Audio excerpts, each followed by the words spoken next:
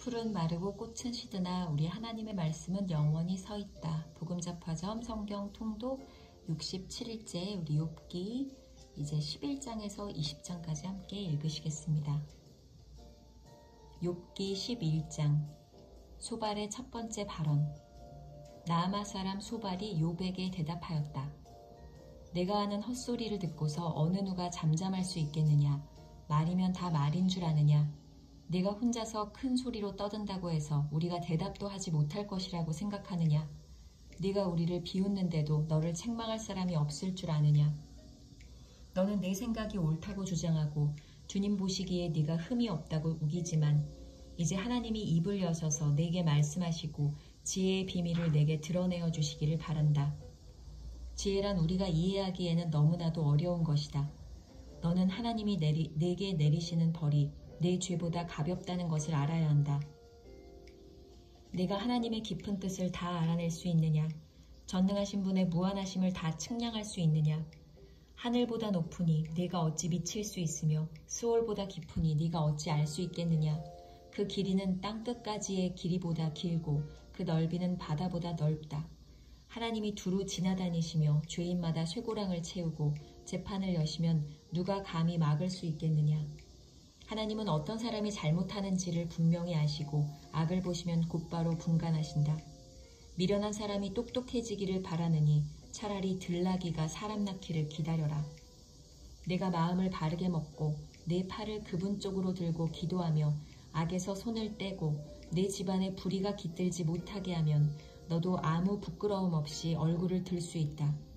내 마음이 편안해져서 두려움이 없어질 것이다. 괴로운 일을 다 잊게 되고 그것을 마치 지나간 일처럼 회상하게 될 것이다. 내 생활이 한낮보다 더 환해지고 그 어둠은 아침같이 밝아질 것이다. 이제 내게 희망이 생기고 너는 확신마저 가지게 될 것이다. 사방을 둘러보아도 걱정할 것이 없어서 안심하고 자리에 누울 수 있게 될 것이다. 네가 누워서 쉬어도 너를 깨워서 놀라게 할 사람이 없고 많은 사람이 내게 잘 보이려 할 것이다. 그러나 악한 사람은 눈이 멀어서 도망칠 길마저 찾지 못할 것이다. 그의 희망이라고는 다만 마지막 숨을 잘 거두는 일뿐일 것이다. 욥기 12장 욥의 대답. 욥이 대답하였다. 지혜로운 사람이라곤 너희밖에 없는 것 같구나. 너희가 죽으면 지혜도 너희와 함께 사라질 것 같구나. 그러나 나도 너희만큼은 알고 있다. 내가 너희보다 못할 것이 없다. 너희가 한 말을 모를 사람이 어디에 있겠느냐. 한때는 내 기도에 하나님이 응답하신 적도 있지만 지금 나는 친구들의 웃음거리가 되고 말았다. 의롭고 흠없는 내가 조롱을 받고 있다. 고통을 당해보지 않은 너희가 불행한 내 처지를 비웃고 있다. 너희는 넘어지려는 사람을 떠민다. 강도들은 제 집에서 안일하게 지내고 하나님을 멸시하는 자들도 평안히 산다. 그러므로 그들은 하나님까지 자기 손에 넣었다고 생각한다. 그러나 이제 짐승들에게 물어보아라. 그것들이 가르쳐 줄 것이다. 공중의 새들에게 물어보아라. 그것들이 일러줄 것이다. 땅에게 물어보아라. 땅이 가르쳐 줄 것이다.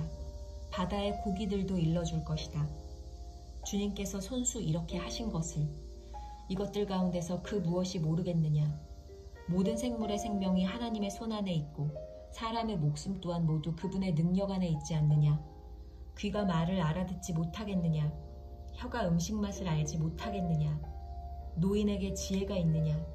오래 산 사람이 이해력이 깊으냐. 그러나 지혜와 권능은 본래 하나님의 것이며 슬기와 이해력도 그분의 것이다. 하나님이 헐어버리시며 세울 자가 없고 그분이 사람을 가두시면 풀어줄 자가 없다. 하나님이 물길을 막으시면 땅이 곧 마르고 물길을 터놓으시면 땅을 송두리째 삼킬 것이다. 능력과 지혜가 그분의 것이니 속는 자와 속이는 자도 다 그분의 통치 아래에 있다. 하나님은 고관들을 벗은 몸으로 끌려가게 하시는가 하면 재판관들을 바보로 만드시기도 하신다. 하나님은 왕들이 결박한 줄을 풀어주시고 오히려 그들의 허리를 포승으로 묶으신다. 하나님은 제사장들을 맨발로 끌려가게 하시며 권세 있는 자들을 거꾸로 들이신다.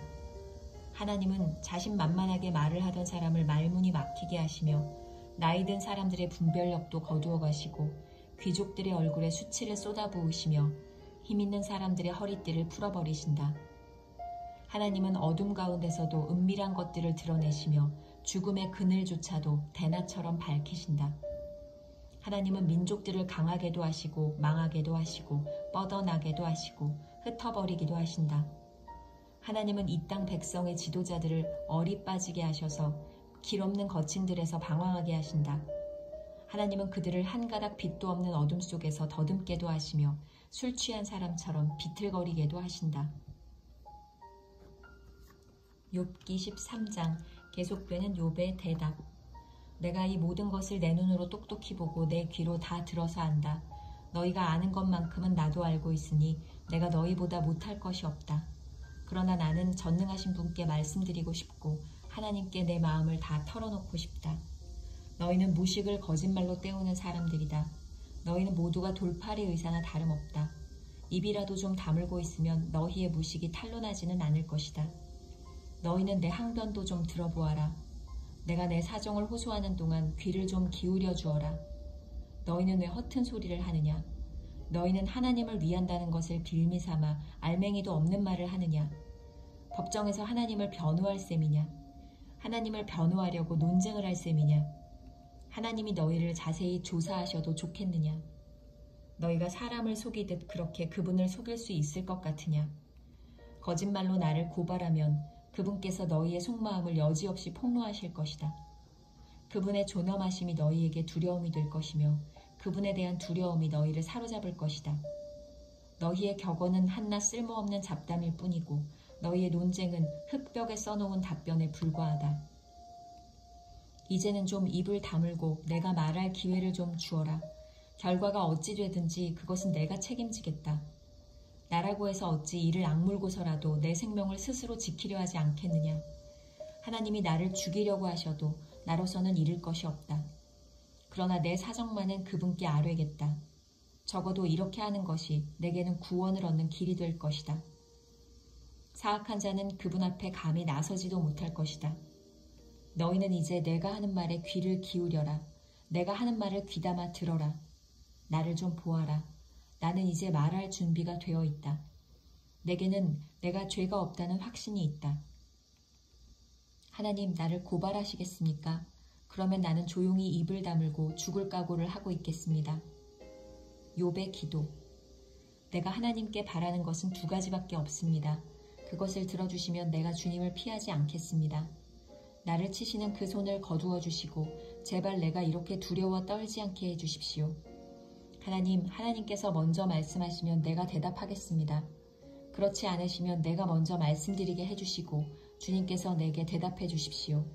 내가 지은 죄가 무엇입니까? 내가 무슨 잘못을 저질렀습니까? 내가 어떤 범죄에 연루되어 있습니까? 어찌하여 주님께서 나를 피하십니까? 어찌하여 주님께서 나를 원수로 여기십니까? 주님께서는 줄곧 나를 위협하시렵니까? 나는 바람에 날리는 나뭇잎 같을 뿐입니다. 주님께서는 지금 마른 지푸라기 같은 나를 공격하고 계십니다. 주님께서는 지금 내가 어릴 때 한 일까지도 다 들추어내시면서 나를 고발하십니다. 내 발에 착고를 채우시고 내가 가는 모든 길을 낱낱이 지켜보시며 발바닥 닿는 자국까지 다 조사하고 계십니다. 그래서 저는 썩은 물건과도 같고 좀먹은 의복과도 같습니다. 욥기 14장. 여인에게서 태어난 사람은 그 사는 날이 짧은 데다가 그 생애마저 괴로움으로만 가득 차 있습니다. 피었다가 곧 시드는 꽃과 같이 그림자같이 사라져서 멈추어 서지를 못합니다. 주님께서는 이렇게 미미한 것을 눈여겨 살피시겠다는 겁니까? 더욱이 저와 같은 것을 심판대로 데리고 가셔서 심판하시겠다는 겁니까? 그 누가 불결한 것에서 정결한 것이 나오게 할 수 있겠습니까? 아무도 그렇게 할 수 없습니다. 인생이 살아갈 날수는 미리 정해져 있고 그 달수도 주님께서는 다 헤아리고 계십니다. 주님께서는 사람이 더 이상 넘어갈 수 없는 한계를 정하셨습니다. 그러므로 사람에게서 눈을 돌리셔서 그가 숨을 좀 돌리게 하시고 자기가 살 남은 시간을 품꾼만큼이라도 한번 마음껏 살게 해주십시오. 한 그루 나무에도 희망이 있습니다. 찍혀도 다시 움이 돋아나고 그 가지가 끊임없이 자라나고 비록 그 뿌리가 땅속에서 늙어서 그 그루터기가 흙에 묻혀 죽어도 물 기운만 들어가면 다시 싹이 나며 새로 심은 듯이 가지를 뻗습니다. 그러나 아무리 힘센 사람이라도 한 번 죽으면 사라지게 되어 있고 숨을 거두면 그가 어디에 있는지도 모르게 됩니다. 물이 말라버린 강처럼 바닥이 드러난 호수처럼 사람도 죽습니다. 죽었다 하면 다시 일어나지 못합니다. 하늘이 없어지면 없어질까? 죽은 사람이 눈을 뜨지는 못합니다. 차라리 나를 스올에 감추어 두실 수는 없으십니까? 주님의 진노가 가실 때까지만이라도 나를 숨겨두시고 기한을 정해두셨다가 뒷날에 다시 기억해 주실 수는 없습니까? 아무리 대장부라 하더라도 죽으면 그만입니다. 그러므로 나는 더 좋은 때를 기다리겠습니다. 이 고난의 때가 지나가기까지 기다리겠습니다. 그때 주님께서 나를 불러주시면 내가 대답하겠습니다. 주님께서도 손수 지으신 나를 보시고 기뻐하실 것입니다. 그러므로 지금은 주님께서 내 모든 걸음걸음을 세고 계시지만 그때에는 내 죄를 살피지 않으실 것입니다. 주님께서는 내 허물을 자루에 넣어 봉하시고 내 잘못을 덮어주실 것입니다. 산이 무너져 내리고 큰 바위조차 제자리에서 밀려나듯이 물이 바위를 굴려내고 폭우가 온 세상 먼지를 급류로 씻어내듯이 주님께서는 연약한 사람의 삶의 희망도 그렇게 끊으십니다. 주님께서 사람을 끝까지 억누르시면 창백하게 질린 얼굴로 주님 앞에서 쫓겨날 것입니다. 자손이 영광을 누려도 그는 알지 못하며 자손이 비천하게 되어도 그 소식 듣지 못합니다. 그는 다만 제 몸 아픈 것만을 느끼고 제 슬픔만을 알 뿐입니다.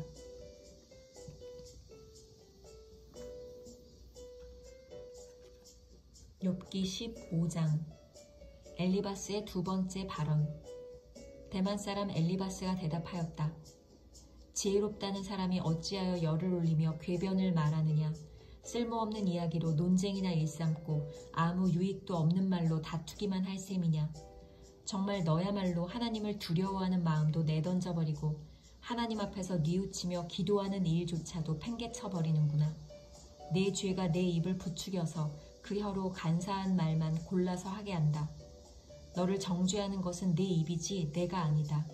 바로 네 입술이 내게 불리하게 증언한다. 네가 맨 처음으로 세상에 태어난 사람이기라도 하며 산보다 먼저 생겨난 존재라도 되느냐. 네가 하나님의 회의를 엿듣기라도 하였느냐. 어찌하여 너만 지혜가 있다고 주장하느냐. 우리가 알지 못하는 어떤 것을 너 혼자만 알고 있기라도 하며 우리가 깨닫지 못하는 그 무엇을 너 혼자만 깨닫기라도 하였다는 말이냐. 우리가 사귀는 사람 가운데는 나이가 많은 이도 있고 머리가 세인 이도 있다. 네 아버지보다 나이가 더든 이도 있다. 하나님이 내게 위로를 베푸시는데도 내게는 그 위로가 별것 아니란 말이냐. 하나님이 내게 부드럽게 말씀하시는데도 내게는 그 말씀이 하찮게 들리느냐. 무엇이 너를 그렇게 건방지게 하였으며 그처럼 눈을 부라리게 하였느냐. 어찌하여 너는 하나님께 격한 심정을 털어놓으며 하나님께 함부로 입을 놀려대느냐. 인생이 무엇이기에 깨끗하다고 할 수 있겠으며 여인에게서 태어난 사람이 무엇이기에 의롭다고 할 수 있겠느냐. 바로 그것이다. 하나님은 당신의 천사들마저도 반드시 신뢰할 수 있다고 여기지는 않으신다. 그분 눈에는 푸른 하늘도 깨끗하게만 보이지는 않는다. 하물며 구역질나도록 부패하여 죄를 물마시듯 하는 사람이야 어떠하겠느냐. 내게 가르쳐줄 것이 있으니 들어보아라. 내가 배운 지혜를 네게 말해주겠다. 이것은 내가 지혜로운 사람들에게서 배운 것이고 지혜로운 사람들도 자기 조상에게서 배운 공개된 지혜다. 그들이 살던 땅은 이방인이 없는 땅이고 거기에서는 아무도 그들을 곁길로 꿰어내서 하나님을 떠나게 하지 못하였다. 악한 일만 저지른 자들은 평생 동안 분노 속에서 고통을 받으며 잔인하게 살아온 자들도 죽는 날까지 같은 형벌을 받는다. 들리는 소식이라고는 다 두려운 소식뿐이고 좀 평안해졌는가 하면 갑자기 파괴하는 자가 들이닥치는 것이다. 그런 사람은 어디에선가 칼이 목숨을 노리고 있으므로 흑암에서 벗어나서 도망할 희망마저 가질 수 없다. 날짐승이 그의 주검을 먹으려고 기다리고 있으니 더 이상 앞날이 없음을 그는 깨닫는다. 재난과 고통이 공격할 준비가 다 된 왕처럼 그를 공포 속에 몰아넣고 칠 것이다. 이것은 모두 그가 하나님께 대항하여 주먹을 휘두르고 전능하신 분을 우습게 여긴 탓이 아니겠느냐. 전능하신 분께 거만하게 달려들고 방패를 앞세우고 그분께 덤빈 탓이다. 비록 얼굴에 기름이 번지르르 흐르고 잘 먹어서 배가 나왔어도 그가 사는 성읍이 곧 폐허가 되고 사는 집도 폐가가 되어서 끝내 돌 무더기가 되고 말 것이다. 그는 더 이상 부자가 될 수 없고 재산은 오래가지 못하며 그림자도 곧 사라지고 말 것이다. 어둠이 엄습하면 피하지 못할 것이며 마치 가지가 불에 탄 나무와 같을 것이다. 꽃이 바람에 날려 사라진 나무와 같을 것이다. 그가 헛것을 의지할 만큼 어리석다면 악이 그가 받을 보상이 될 것이다. 그런 사람은 때가 되지도 않아 미리 시들어버릴 것이며 마른 나뭇가지처럼 되어 다시는 우물 틔우지 못할 것이다. 익지도 않은 포도가 마구 떨어지는 포도나무처럼 되고 꽃이 다 떨어져서 열매를 맺지 못하는 올리브 나무처럼 될 것이다.